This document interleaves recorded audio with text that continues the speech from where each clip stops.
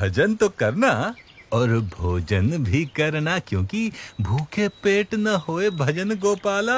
आहा, भजन करना पर भोजन भी करना, भजन। अरे छोटे महाराज, बाल योगी जी, कुछ भोजन खाओगे महाराज? आओ आओ। अरे बड़ा स्वाद बना है आज तो। लो, दीजिए। धन्यवाद। ग्रहण करो योगी जी, ग्रहण करो। यात्रा पर निकले हो? जी हाँ। कुछ सामान नहीं है साथ में? वैसे तो मेरे पास भी और कुछ खास सामान नहीं रहता, पर हाँ, अपने भोजन का प्रबंध करने का सारा सामान मैं अपने पास ही रखता हूँ। वो क्या है कि मुझे भाई भोजन हमेशा बढ़िया चाहिए, एकदम स्वाद। वैसे आप खाने का प्रबंध कैसे कर लेते हो? कुछ साथ में तो नहीं रखते? कुछ ये खाने लायक तो नहीं दिख रहा आपके पास, कमंडल वगैरह के अलावा? सामान की क्या आवश्यकता है? बस इस शरीर को जीवित रखा जा सके उतना प्रबंध हो जाता है, और वही पर्याप्त है। बात तो सही है, लेकिन खाने। अरे अरे अरे अरे महाराज, अरे ये क्या कर रहे हैं छोटे योगी जी? अरे अरे अरे सत्यानाश, सारी मेहनत पानी में मिला दी आपने। ऐसे पानी मिलाकर भोजन कौन करता है महाराज? इसमें स्वाद क्या आता है और आनंद क्या आता है इसमें? स्वाद तो परमात्मा की मूर्ति का आता है, और आनंद भी उनके स्वरूप का, निज स्वरूप का ही आता है।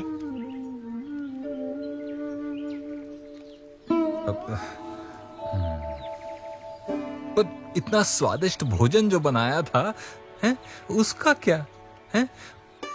योगी के लिए परमात्मा की भक्ति ही भोजन है, और परमात्मा की मूर्ति का सुख ही उसका स्वाद है।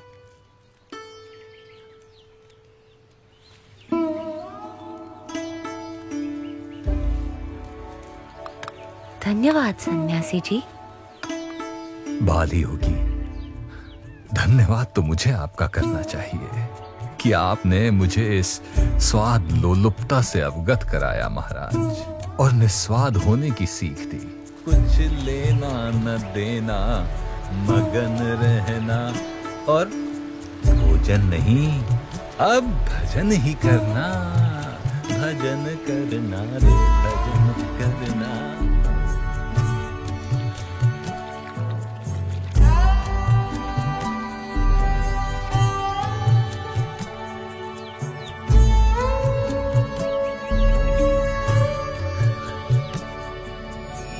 नीलकंठ वर्णी जानते थे कि काली गंडकी नदी के किनारे चलते हुए मुक्तिनाथ पहुंचा जा सकता था, इसीलिए वे काली गंडकी नदी के प्रवाह को ढूंढ रहे थे, और उसी दौरान वे किसी अज्ञात निर्जन क्षेत्र में आ पहुंचे।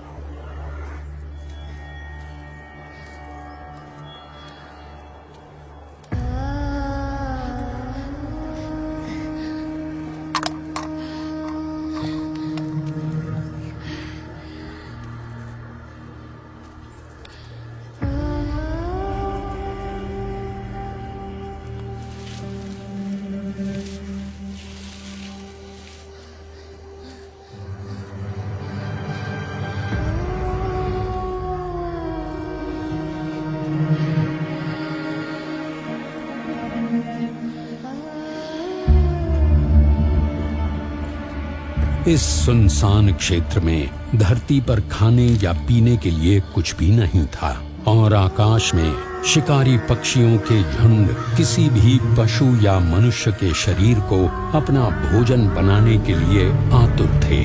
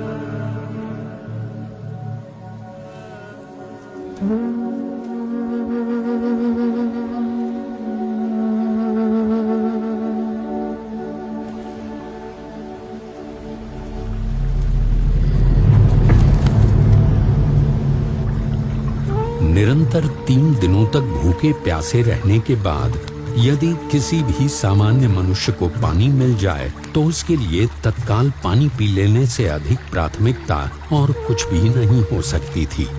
परंतु नीलकंठ वर्णी के लिए ऐसी विपरीत परिस्थितियों में भी सबसे अधिक प्राथमिकता थी उनकी भक्ति।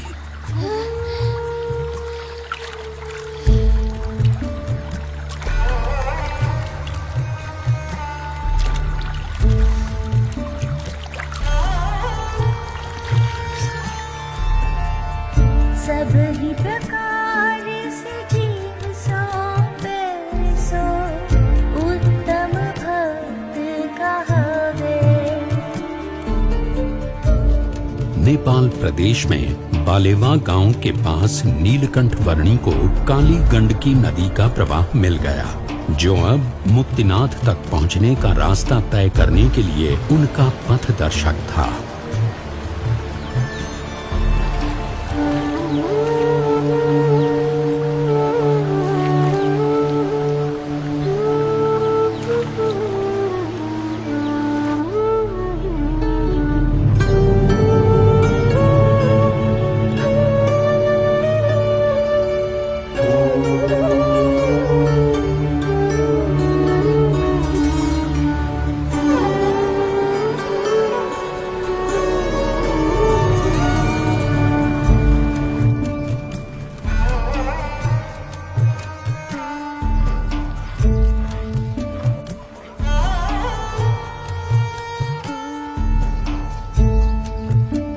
और इसीलिए रोज सुबह सबसे पहले भगवान की पूजा प्रार्थना करनी चाहिए और उसके बाद ही बाकी सब कामों की शुरुआत करनी चाहिए। अन्नपूर्णा पर्वत श्रृंखलाओं के बीच से बहती काली गंडकी नदी के किनारे उत्तर की ओर बढ़ते हुए नीलकंठ वर्णी मुक्तिनाथ पहुंचने का रास्ता तय करने लगे।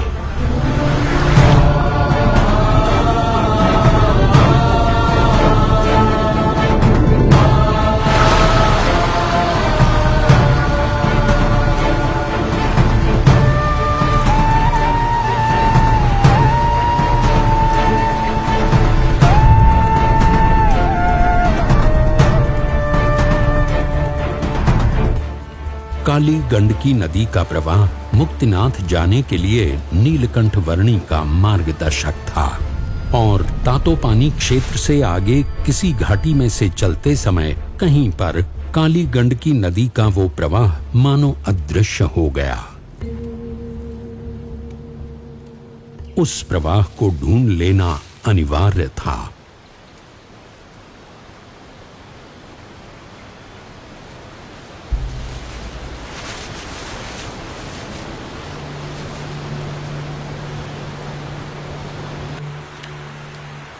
पानी की आवाज की दिशा में आगे बढ़ते हुए संध्या काल होते होते नीलकंठ वर्णी एक ऐसे स्थान पर आ पहुंचे जहां 2 पर्वतों के बीच की खाई में स्थित एक गुफा में सामने से पानी का प्रचंड प्रवाह आ रहा था।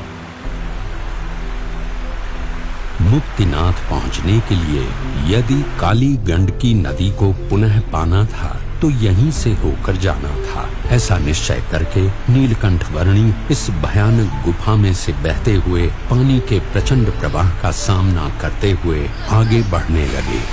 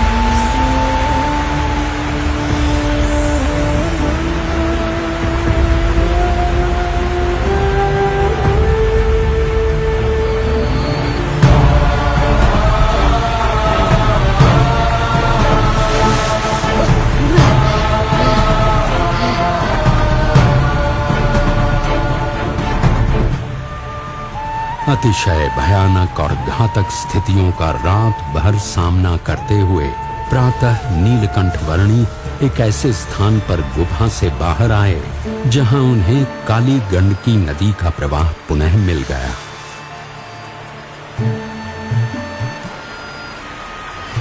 मुक्तिनाथ पहुंचने के लिए पुनः काली गंडकी नदी के किनारे उत्तर की ओर बढ़ चले नीलकंठ वर्णी की कुछ हठ योगी सन्यासियों से भेंट हो गई। आप सभी हठ योगियों को हमेशा उचित साधना करने का मार्गदर्शन मिलता रहे और अंततः परमात्मा की भक्ति का उत्तम योग प्राप्त हो, ऐसी मेरी शुभेच्छा है।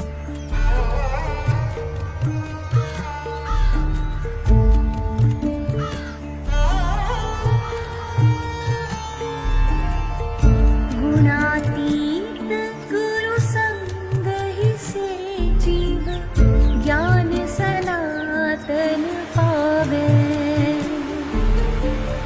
ज्ञान सहित प्रभु भक्ति करे सो उत्तम योग कहावे। मारफा, जोमसम आदि स्थानों से होते हुए नीलकंठ वर्णी धवलगिरी और नीलगिरी पर्वतों के बीच स्थित खाई से गुजरे।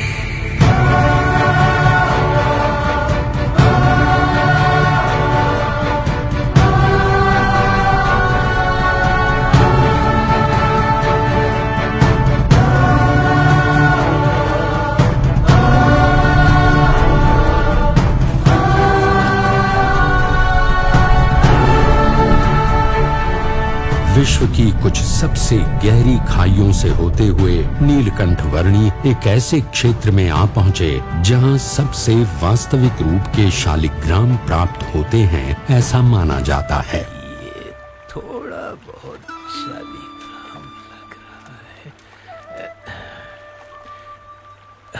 नहीं,